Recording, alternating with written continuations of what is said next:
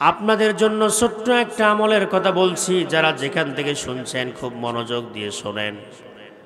এমন একটা আমলের কথা আপনাদেরকে বলছি, যাদের স্বামী স্ত্রীদের উপর অনেক নির্যাতন করে, জুলুম করে, এবং নিজের সুন্দরী স্ত্রী থাকাকালীন অবস্থায় অন্য মেয়েদের সঙ্গে পরকীয়া করে, এমন স্বামী আছে না নাই বলেন?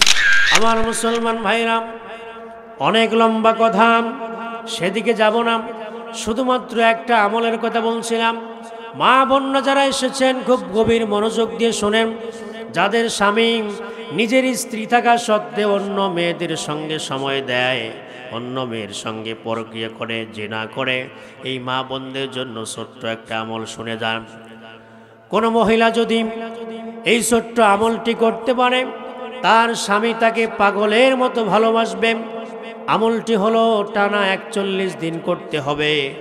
শুধুমাত্র ছোট্ট একটি আয়াতের অংশ, ওয়া আলকাইতু আলাইকা মাহাব্বাতাম মিন্নি। আবারও বলছি, ওয়া আলকাইতু আলাইকা মাহাব্বাতাম মিন্নি। ছোট্ট একটি আয়াতের অংশ। এই ছোট্ট একটি আয়াতের অংশ তেলাওয়াত করে 11 বার তেলাওয়াত করে, যদি স্বামী বাড়িতে থাকে, যখন এক বিছানায় ঘুমিয়েছেন, এমত অবস্থায় স্বামীর বুকের উপর যদি ফু দিতে পারেন, এই স্বামী আপনাকে পাগলের মতো ভালোবাসবে। আল্লাহু আকবার বলেন। আর যদি স্বামী বাড়িতে না থাকে, বিদেশে থাকে, ঢাকায় থাকে, বিভিন্ন জায়গায় চাকরি করে, মা বোনরা যারা আছেন শোনেন, এই নিয়মটা আপনি করবেন। নামাজের পরে এই ছোট্ট আয়াতটি আপনি তেলাওয়াত করবেন 11 বার। যখন তেলাওয়াত করবেন, এই মুহূর্তে ধ্যানটা থাকবে আপনার স্বামীর প্রতি। কার প্রতি? স্বামীর দিকে আপনি ধ্যান করবেন।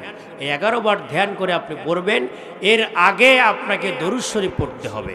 এই আমলটি করার পূর্বে আপনি পাক পবিত্র একটি জায়গায় গিয়ে আপনি এই আমলটি যখন করবেন, তার আগে আপনি দরুদ শরীফ পড়বেন। এরপরে আমলটি করলে পরীক্ষিত একটি আমল দেখবেন, এই 41 দিনের ভিতরে যদি আপনার স্বামীর অন্য কোনো মেয়ের সঙ্গে সম্পর্ক থাকে, দেখবেন 41 দিনের ভিতরে ওই মেয়ের সঙ্গে সম্পর্ক নষ্ট হয়েছে, আপনাকে পাগলের মতো ভালোবাসবে। চিৎকার মেরে বলেন আল্লাহু আকবার। এই জন্য মা বোনেরা আমার, আপনাদের জন্য ছোট্ট একটি আমলের কথা বললাম, ওয়া আলকাইতু আলাইকা মাহাব্বাতাম মিন্নি। এই দোয়াটি আপনি পাঠ করবেন, তার আগে আপনি দরুদ শরীফ পড়বেন। এই নিয়মটি আপনি 41 দিন যদি করতে পারেন, আপনার স্বামী আপনাকেই ভালোবাসবে, অন্য কোনো মেয়ের প্রতি আসক্তি হবে না। আল্লাহু আকবার বলেন।